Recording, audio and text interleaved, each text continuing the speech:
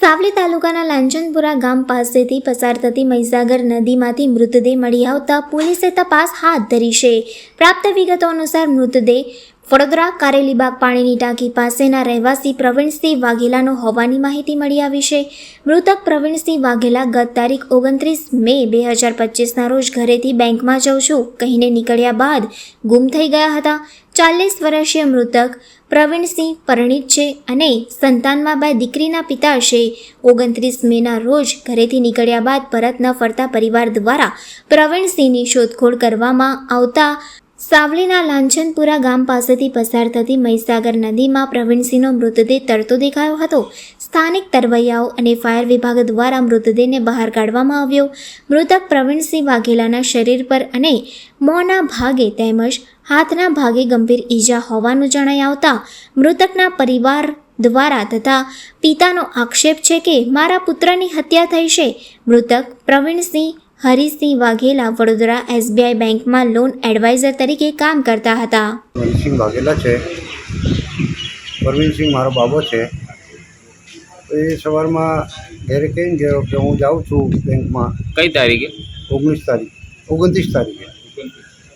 તારીખે ગયો. 12 વાગે નીકળી ગયો, પછી ઘરે નહીં આવ્યો. પછી નીકળ્યો તો 4 વાગે મને ફોન કીધું રાજસ્થાનમાં. પપ્પા કઈ છો? મેં ઘરે જ છું.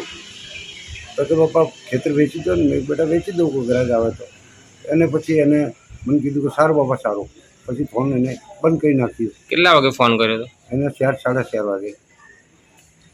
એટલે પછી મેં શક લાગ્યો. મેં કહું શું છે?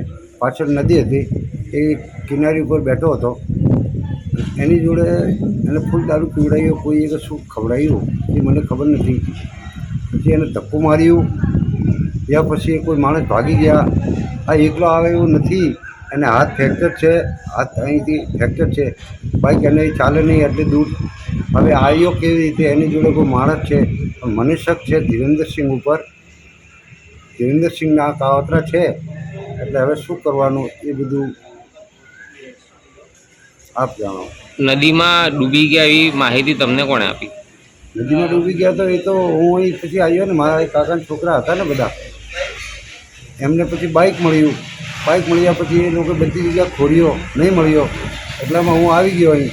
હું આવ્યા પછી મેં કીધું મેં શું થયું? તો કે આવું છે, બાઇક મળ્યું. પછી અમે આમ થોડા આગળ ગયા તો એને બૂટને ચશ્મા પડી હતી. મેં કીધું મેં કહું આ છોકરાને તો અહીં કોઈ ધક્કો દઈને નાખી દીધો. પછી અમે પેલા PI આવ્યા કારેલીબાગના, બધી જગ્યા કીધું તો કે અત્યારે તો 4:30 થઈ ગયા. હવે કોઈ તરવૈયા નહીં, આપણે કાલે તરવૈયા બોલાવી ને કરીશું.